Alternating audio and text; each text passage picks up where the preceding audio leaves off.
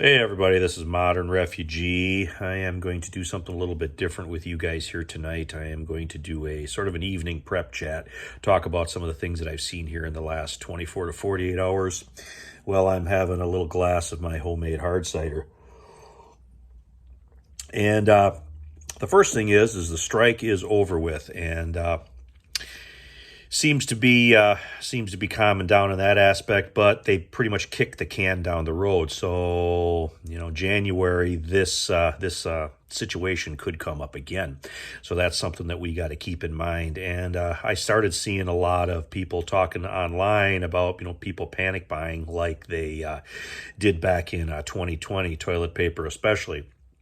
And goes back to a video I did about three and a half years ago, talking about, the next time this comes around, the next time something like this happens, it's going to be worse. And I sort of file that back into what I said in that video.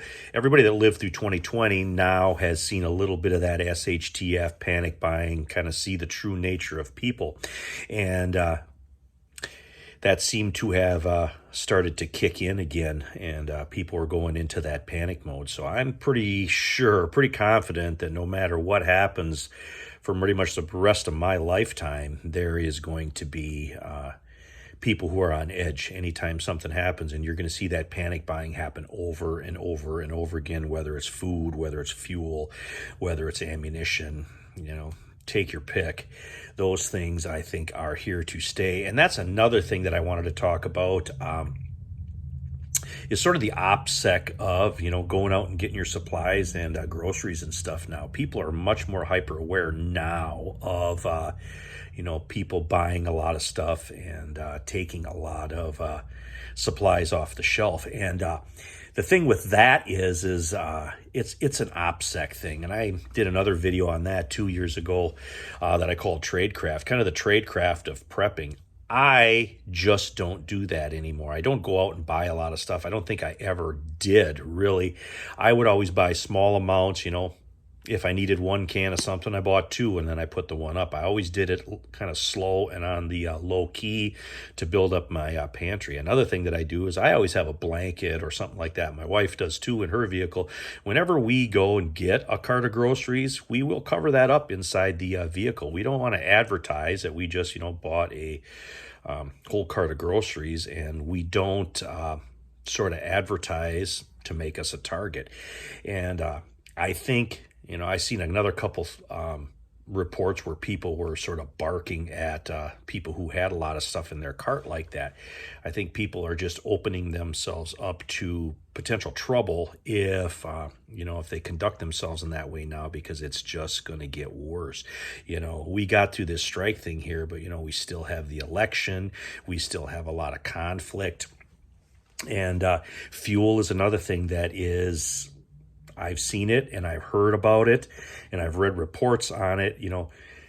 Getting fuel, if there's some type of bad thing, that's going to be a dangerous place. And that's another reason why I tell everybody to always keep their gas tanks full all the time. I mean, you see how people react when the price of gas goes up 50 cents. I mean, I've basically seen shoving matches and fist fights because gas went up 50 cents and everybody's trying to get into the gas station. Can you imagine if there isn't any gas in the first place, what that's going to look like? So keeping your gas tank full at all times is one of those things that if something bad does happen, you don't find yourself, almost on E and you need that gas. Now you have to put yourself in that situation. And that's another thing that I wanted to touch base and discuss here too. And I get a lot of my information from human sources. I talk to people, and I have found out over the years as far as gathering intelligence for my own local area, because your local area is your most important area that you got to keep an eye on. That 10 to 20 miles around where you live, that's your world if SHTF happens. There could be things going on the other end of the world, but the stuff right in your local neighborhood is the stuff that is the most immediate threat to you. So that's the stuff that you need to keep an eye on. And I like talking to people. And as a general rule, getting information out of people is a lot easier than you would think, because most people want to tell their story. They want to tell what they know. And especially if they're a little bit irritated or upset about that situation, that is a good time to say, hey, what's going on? This is kind of messed up here. You're going to get an earful. And sometimes that type of information can be beneficial. And then you start building sort of your human intelligence network around where you're at, so you can bring in information that could be beneficial to you. And I'm actually going to share a couple of things that I heard here just locally from different human intelligence sources, if you want to put it that way. One thing I was concerned about with the strike from other people that I talked to was about textiles coming in and clothing. And that's actually built on some other information that I found out and I heard about. And I'm starting to hear now that hurricane, when that came up through Georgia and stuff, that there was a lot of cotton production that was disrupted.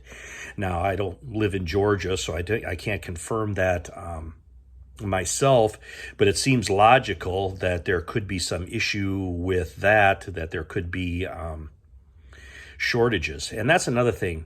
Shortages are kind of the secondary thing that you're going to see if something goes wrong. The first thing you're going to see if there is runs on stuff, you're going to see prices go up because there's less of it, and then shortages comes next, and then after that comes complete unavailability. So there's sort of a tiered system on runs on different items and different merchandises that people use. And another thing that I'm actually very concerned about, because there was problems in this market before this hurricane hit, and that is lumber.